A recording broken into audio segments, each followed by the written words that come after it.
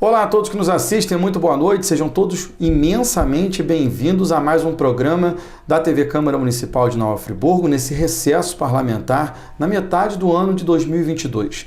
Hoje com também um imenso prazer, recebendo aqui professor André, vereador aqui da cidade. Vereador, seja muito bem-vindo aos nossos estúdios. Muito obrigado, Denis, é um prazer estar aqui novamente, mostrando um pouquinho do nosso trabalho e mostrando para a população tudo o que tem acontecido na cidade e com o nosso mandato. Afinal de contas, eles nos elegeram e precisamos dessa satisfação a eles. Sem dúvida, a prestação de contas é fundamental na questão da transparência e do homem público. Professor André, 1 ano e meio após o seu mandato, a gente volta aqui aos estúdios da TV Câmara para bater esse papo e levar ao esclarecimento da população algumas ações, porque são muitas e não há possibilidade nenhuma de nós falarmos sobre todas elas. Mas vamos começar falando sobre o atendimento básico à população, que o senhor tem recebido as solicitações em vários bairros, em vários distritos da cidade, e o senhor tem conseguido atender. Fala um pouquinho para mim sobre isso. Começando do básico, como você disse, até o mais complexo do trabalho que tem sido realizado. Um trabalho que a gente tem feito muito em prol da população, que nem é papel do vereador, mas o vereador acaba ajudando nesse intercâmbio, que é a limpeza, tapa-buracos, iluminação, pedindo asfaltos. Então, graças a Deus, com respeito, procurando os secretários das pastas responsáveis nessa área, e a gente tem conseguido aí o carinho deles em prol da população. A gente comenta muito isso, a questão de não é obrigação do vereador fazer, a obrigação do vereador é fiscalizar, mas ao mesmo tempo a gente sabe que na prática, na realidade, a questão operacional e a necessidade do município é completamente diferente do que foi ilustrado na Constituição brasileira lá em 1988, até antes disso, porque algumas coisas foram mantidas na Constituição. Antes da de 88, que houve a Constituinte originária, em 88, a promulgação por Ulisses Guimarães, antes disso já haviam peças da Constituição anterior a ela que foram mantidas. Então, essa organização, na verdade, abre aspas, de um mundo perfeito dos livros.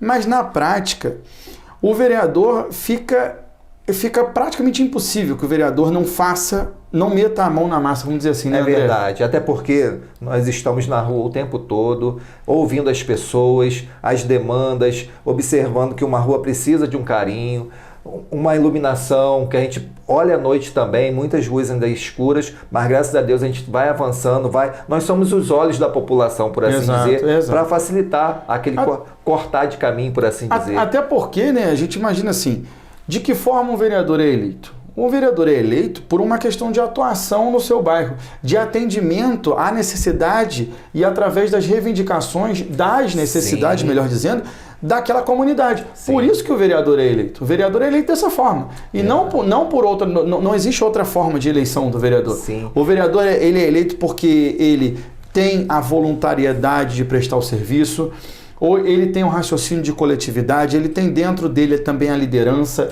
ele exerce todas aquelas funções inerentes a quem quer chegar a algum lugar. No cargo público, são inerentes, eles nascem com você. A questão toda da liderança, a questão toda de você, a gente chama de encabeçar, e encabeçar as causas, isso às vezes vem até desde a escola, Sim, desde quando a gente é novo, o professor André está lá comandando o pessoal da dança, isso é uma forma de comando. Acontece, eu lembro bem pequeno, eu ainda morava no Rio, que eu sou carioca, virei friburguense, que eu estou aqui há 32 anos, estou mais tempo em Friburgo do que eu morei no Rio. E eu lembro que desde pequeno, por exemplo, chegava um caminhão de areia, eu me oferecia para ajudar aquela senhora, porque num lugar bem isolado, então as pessoas acabam assim, usando as crianças mesmo, e eu me oferecia. Exato. Entendeu? É a voluntariedade, Isso. E meu trabalho, como é feito em Nova Friburgo, por inteiro, né, com os projetos Sim. sociais, então eu tive uma votação bem espalhada, eu não tenho um curral eleitoral. Exato. Minha votação é muito espalhada. Você não é o caso do vereador de bairro. Não. O professor André, não sei onde você reside hoje. Sempre morei em Olaria. Olaria, mas por exemplo, o professor André é do bairro, exemplo aqui da colega Priscila Pita, né? A Priscila Pita é da comunidade de Olaria, mas o professor André, eu posso falar isso pelas ruas e posso falar isso como jornalista, nunca vi ninguém taxar o professor André do vereador de Olaria ou de Conselheiro Paulino ou de Duas Pedras. Não tem isso. É o professor André, é o professor André. É natural, eu tenho um pouquinho mais de voto no bairro que eu moro. É óbvio. Mas minha votação foi espalhada até no interior mesmo, né? Porque a gente atende idosos e crianças de Friburgo em peso.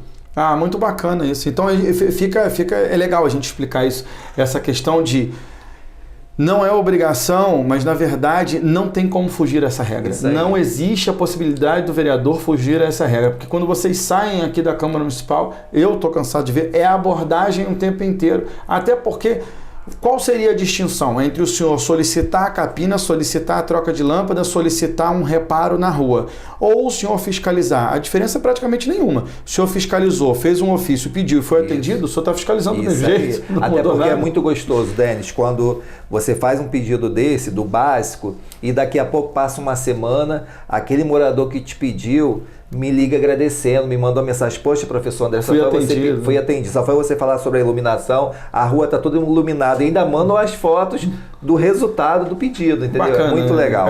Dá uma gratificação grande, entendeu? É uma gratificação muito grande. Né? Muito, sim. E junto com esse atendimento todo que o senhor faz em questão das reivindicações, agora vamos falar dos projetos sociais que o senhor consegue levar até os bairros. Aí já é uma atuação sua para com a comunidade, não é mais uma demanda, já é mais uma proposta sua. O que acontece.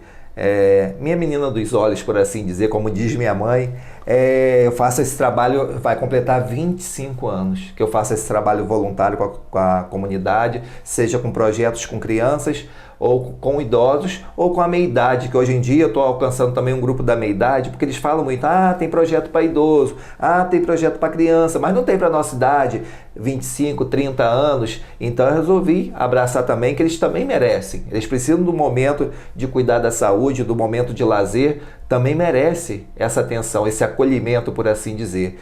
E, graças a Deus, eu sempre fui grande nessa parte do trabalho social e, estando como vereador, facilitou as coisas, porque você consegue melhorar aquele serviço. E hoje eu estou com projetos espalhados, sempre, não só hoje, mas esses 25 anos por Nova Friburgo, espalhados. Eu lembro que o meu primeiro projeto foi lá em Deboçan.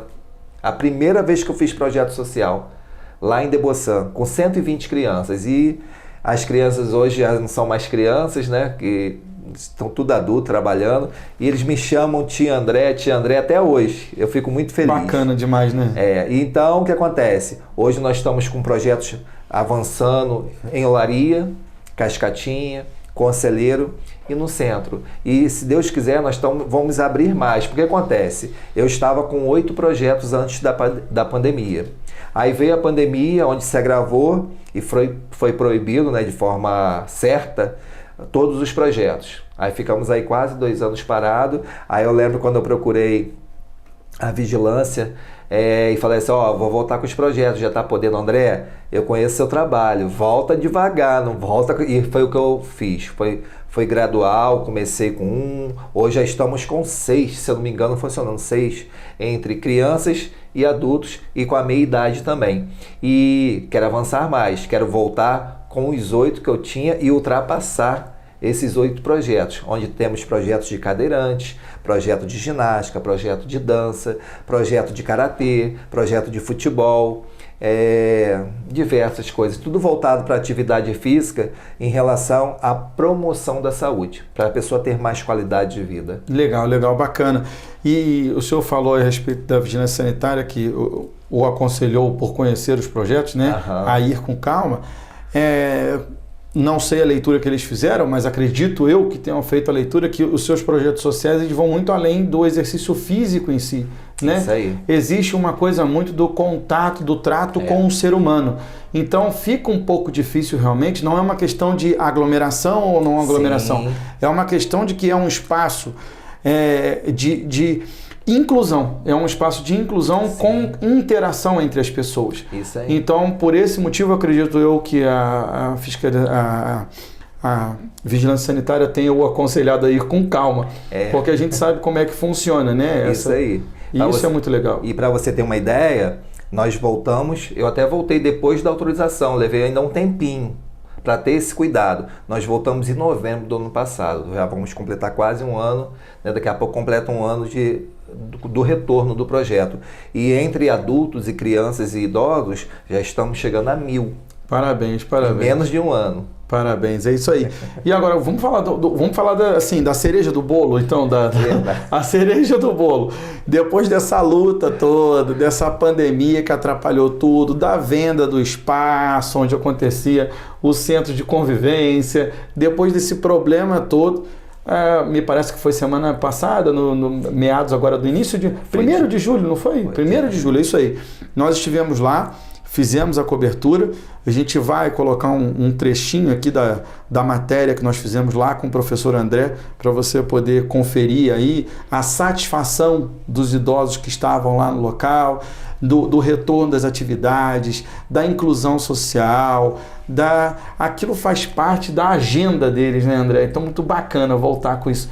Fala para mim sobre a sua alegria. Bem, não tinha como esconder tanta alegria, vocês perceberam isso, porque no dia da inauguração, no primeiro dia, já tinham mais ou menos quase 500 idosos. Algumas pessoas falavam que tinha um pouquinho mais, eu estou sendo modesto, por assim dizer, no primeiro dia. E ali não tinha como esconder tanta alegria. Eu lembro que logo quando eu assumi, né, eu sabia como é que andava a situação do xadrez, do antigo xadrez. Infelizmente, o centro de convivência estava sem condições de continuar um trabalho lá. E os responsáveis, os donos do local, não queriam mais alugar o espaço, né? Eles queriam vender, né? E no momento, na época, eu busquei a secretária na época e realmente ela, não sei por qual motivo, ela não me ouviu, por assim dizer, né? Fiquei muito triste. Eu lembro que um dia eu estava na avenida, eu peguei o caminhão recolhendo tudo lá. Ou seja, vi que ia entregar, né? Que eles não fizeram esforço. Então eu fiz dezenas de reuniões com o prefeito. E o prefeito, eu quero aqui agradecer o prefeito Johnny Michael, que sempre me atendeu com muito carinho, mas no início eu peguei um pouquinho firme com ele, né? Porque eu queria que acontecesse. Então, fizemos dezenas de reuniões voltada para o centro de convivência da pessoa idosa, desse retorno, de tudo que eu levava para a demanda, mas não deixava de falar do centro de convivência.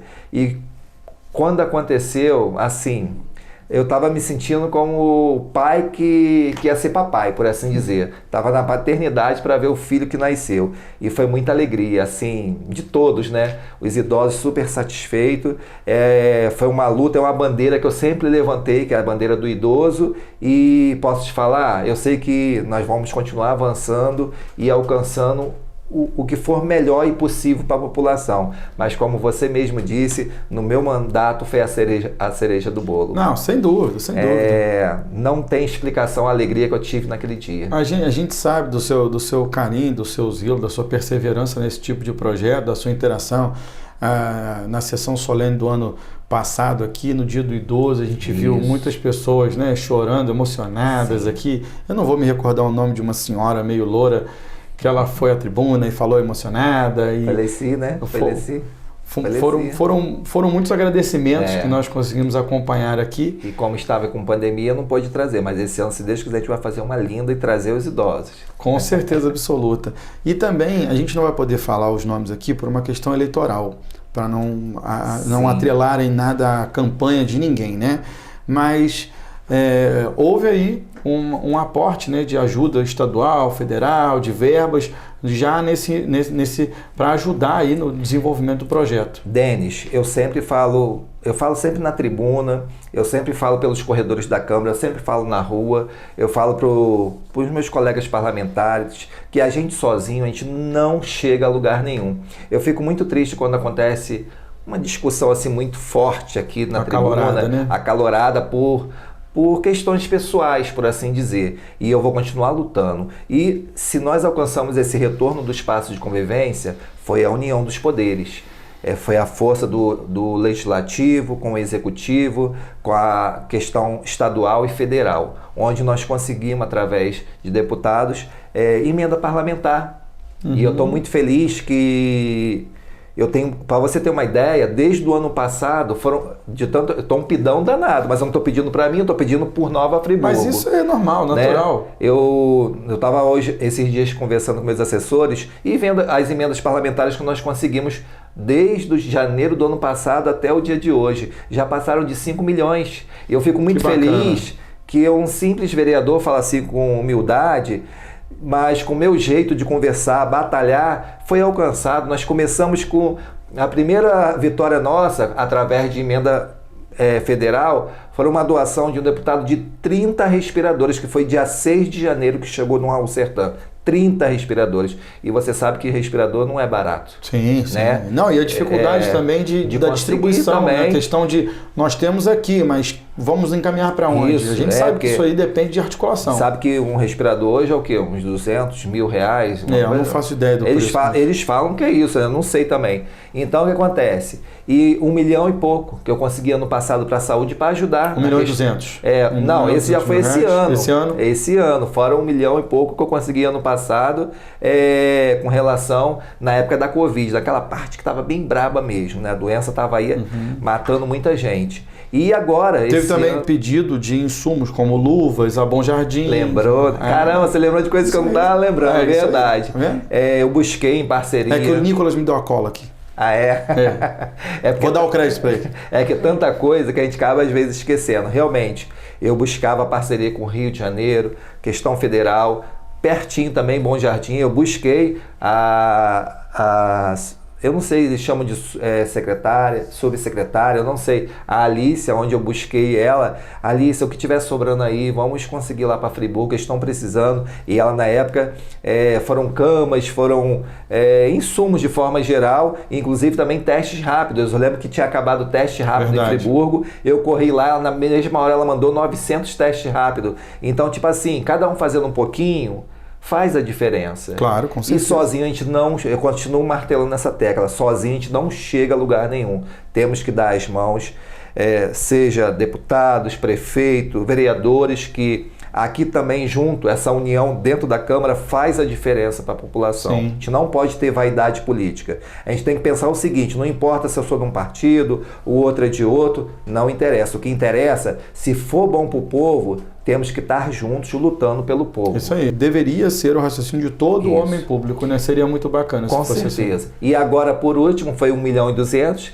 para a saúde. Conseguimos 2 vans, que uma doação que o deputado conseguiu da Fiocruz, com 200 caixas imensas de medicamento que estava faltando. Ou seja, deu 2 vans cheinhas de medicamento que nós conseguimos. Eu pedi numa sexta, chegou na terça-feira. Fiquei muito feliz com a vitória. É o que eu falo, é o meu jeitinho educado, carismático, que a gente batalha firme, mas com respeito. E agora, mais recentemente, foi agora em abril, 900 mil para assistência social. Aí, claro que eles que tomam a decisão. E eu orientei que eles pudessem dividir entre o CRAS, que precisa, o CREAS, onde tem um combate contra a violência contra a mulher, contra idoso, contra a criança, e 300 reais. 300 mil. 300 mil, 300 reais a gente bota o café da manhã lá, 300 mil. O café da manhã lá foi muito mais do que isso. 300 mil para o CRAS, espalhado pelos CRAS, né? 300 mil para o CREAS e 300 mil para o Centro de Convivência da Pessoa Idosa, porque como no último governo foi se perdido tudo, equipamento, tudo, então precisava de dinheiro, não adianta abrir o espaço e não ter os equipamentos, aparelhos, né? Isso, tudo que precisa lá. Então, se Deus quiser, o secretário Yuri, assim, caprichou no que... Eu falei, Yuri, capricha para os idosos, capricha do que for melhor e possível para eles, eles merecem. E ele caprichou lá, ele andou me mostrando, né, o que ele preparou. Estou muito feliz com a atuação, quero aqui mandar um abraço para o Yuri, né, Por mais que ele fale assim, tô começando agora, que ele é advogado, né? Mas, tá me saindo, como diz minha mãe, como encomenda, porque o cara tá batalhador, trabalhando muito. Eu tô muito feliz com a atuação dele. Eu costumo dizer que existem simplesmente 2 grupos de pessoas, né? As boas e as ruins. É verdade. O resto a gente aprende, é isso. Se você é do bem e entra com boa intenção, porque a máquina, no caso da máquina pública, ela funciona sozinha. Claro que funciona. Sim. Tanto que quando tem eleição, período de transição, que um prefeito abandona e o outro nem assumiu ainda, a máquina funciona do mesmo jeito. Então é isso. A gente só precisa se juntar ao máximo de pessoas boas possíveis e a coisa acontece. Verdade. E a gente sempre sabe, né? O bem sempre vai vencer o mal. Vocês podem ter certeza disso. Nunca desanime. Professor, a gente está finalizando já nosso bate-papo, vamos falar sobre as fiscalizações do senhor e a questão toda aí do funcionário público. O senhor acabou de falar nesse seu jeitinho aí de chegar, abordar, orientar, Sim. conversar. O que acontece? Vamos falar então de diplomacia. O que acontece? Logo no início do mandato, quando chegava, por exemplo, no Raul Sertã, a gente percebia que os funcionários ficavam meio desconcertados, receosos, meio receosos mesmo. Mas na educação, porque eu fui correr todos os cantos da prefeitura, cada secretaria para entender, algumas até para entender um pouquinho melhor o funcionamento. Assim, eu ia de uma forma firme, mas de uma forma muito respeitosa.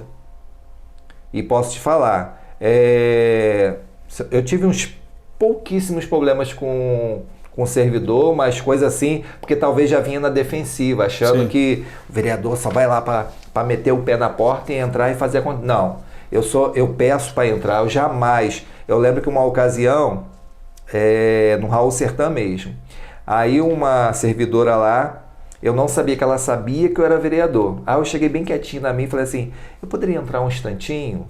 Aí ela, claro, vereador. Aí que eu fui perceber que ela sabia que eu era vereador.